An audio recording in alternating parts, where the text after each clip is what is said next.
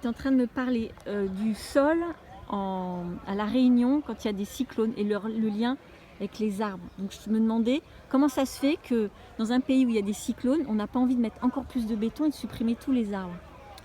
Alors, il y a un premier facteur, c'est la densification de la population qui est grandissante. Donc on a un problème de démographie. Chez nous, on a une démographie qui fait exploser les chronos, les compteurs.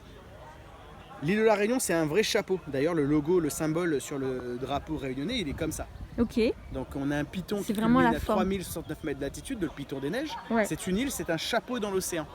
Donc quand on supprime les arbres, qui eux retiennent les sols, et qu'on met du béton à la place, il ne faut pas s'étonner qu'à un moment donné, quand il y a des cyclones tropicaux avec des vents à 300 et des pluviométries de 200 mm à la journée, donc c'est normal qu'à un moment donné vous avez un phénomène d'érosion et que même le béton qui a été mis par l'humain se retrouve détruit par le chaos climatique. Mettre des arbres, c'est retenir les sols. Okay. Mettre des arbres, c'est participer au cycle de l'eau.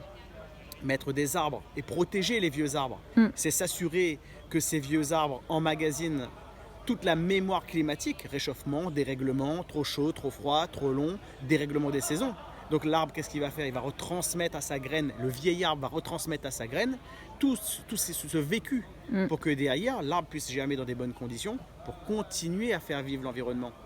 L'humain est de passage, l'arbre sera là bien après nous. Il y a bien un séquoia là, ici, qui a 200 ans. Je veux dire, qu'est-ce qu'on est rangé à ce puits de carbone? On n'est rien. J'aime souvent dire à des clients qui me demandent d'abattre l'arbre sans raison. Abattre un arbre doit être mûrement réfléchi. C'est un puits de carbone, il recycle du CO2 et nous offre de l'oxygène. Et jusqu'à preuve du contraire, le premier jour du cri de l'humain, on a besoin d'oxygène. Ouais, c'est beau ça.